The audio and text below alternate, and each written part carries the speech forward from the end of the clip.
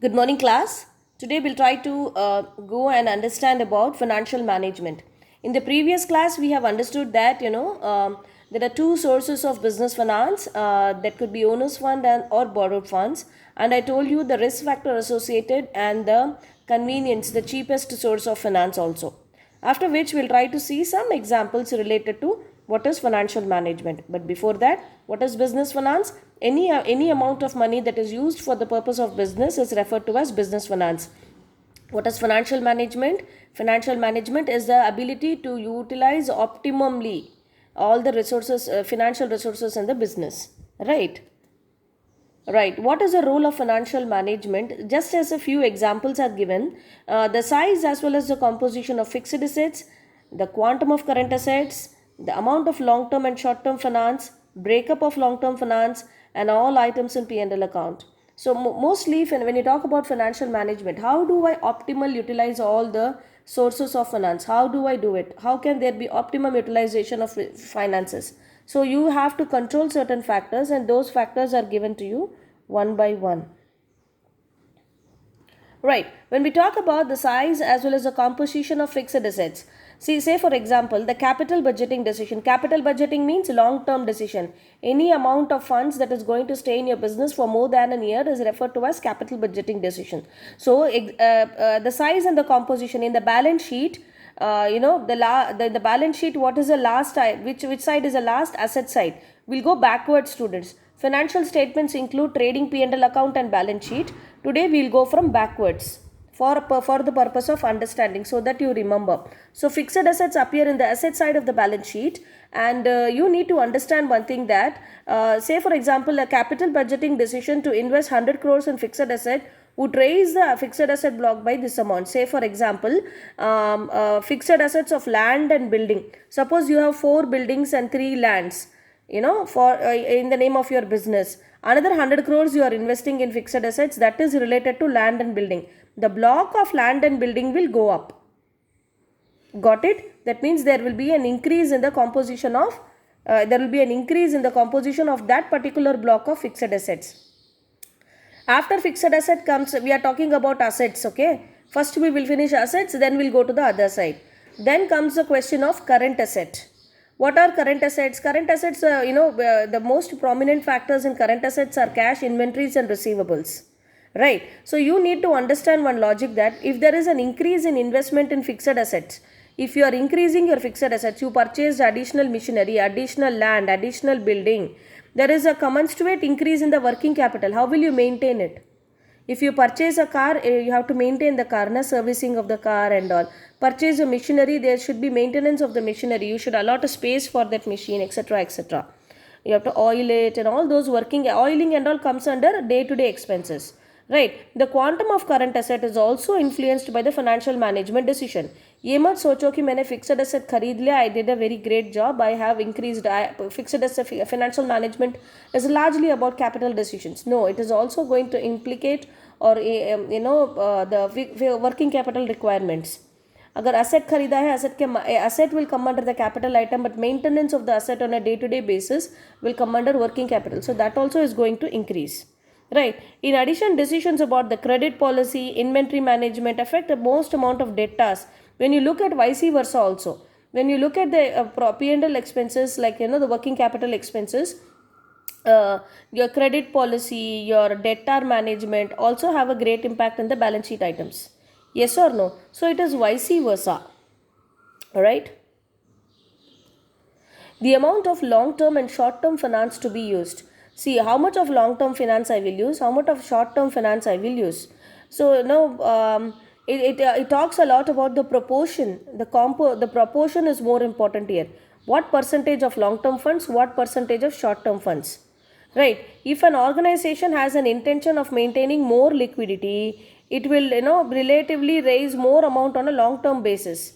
There's a choice between liquidity and profitability. Suppose I want liquid cash to be available in my bank account. My transactions are so that I have to maintain liquid cash. Then by long-term fund requirements, maybe I will increase the duration of the borrowing. Say for example, if I get a loan for 20 lakhs, I'll get you to understand this, listen carefully. Suppose I'll take a loan of 20 lakhs and say for example I have to pay 20,000 per month for a certain period of time. Say for 20 years I have to pay 20,000. For 10 years I have to pay 20,000 per month. Instead I will prefer 10,000 rupees per month, and I'll increase the duration, the time period, so the longevity is so that I can repay less. Right? If you do not understand this, come back to me, I'll explain to you one more time.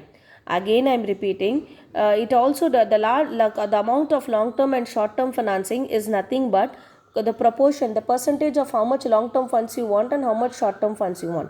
In case you want to maintain liquidity, then long term funds duration will increase, right? Then comes your long term financing into debt and equity. When we talk about the debt and equity part, and now we are talking about the balance sheet liability side. In the liability side, you will have the items, those items we are going to talk about. See, the proportion to be raised by way of debt or equity is also financial management decision only. What percentage should be owner's fund, what percentage should be borrowed fund is also a decision of financial management. So, how much of debt I should have, how much equity capital I should have, how much preference share capital I should have, these are all a part of financial management only. So, asset side B, financial management decisions chalta, liability side B, financial management decisions chalta. Your current asset largely depends upon the financial management decisions. Your liquidity and profitability also depends upon financial management decision. And all items of P&L account, that is example they have given interest, expense, depreciation, etc., largely depend on financial management decisions. Higher amount of debt means higher interest in expense. Yes or no? If you require 5 lakhs, take 5 lakhs. But if you borrow 100 lakhs, for example 50 lakhs in the name of 5 lakhs because you are getting loan, who is going to pay the EMI? Are you going to generate that much amount of funds? How you will pay the interest? Question yourself. So, higher amount of debt means higher interest expense in future. Similarly, use of higher equity means higher payment of dividends.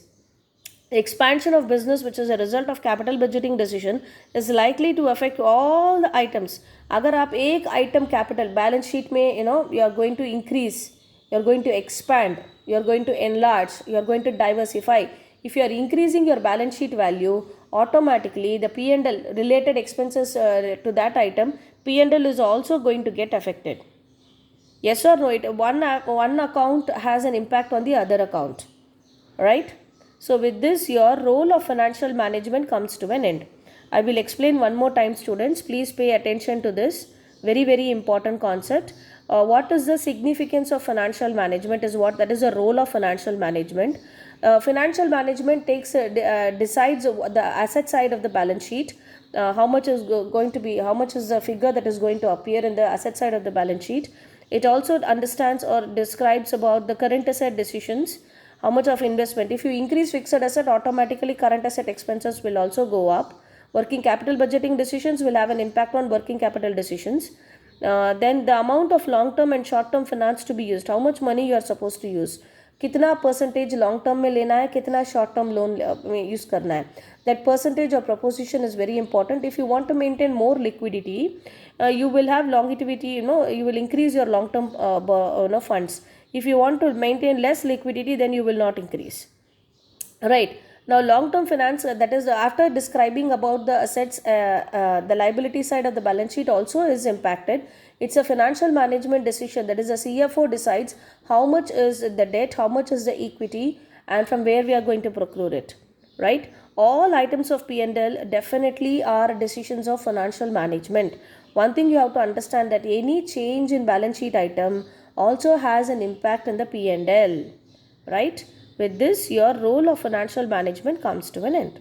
Thank you and have a nice day.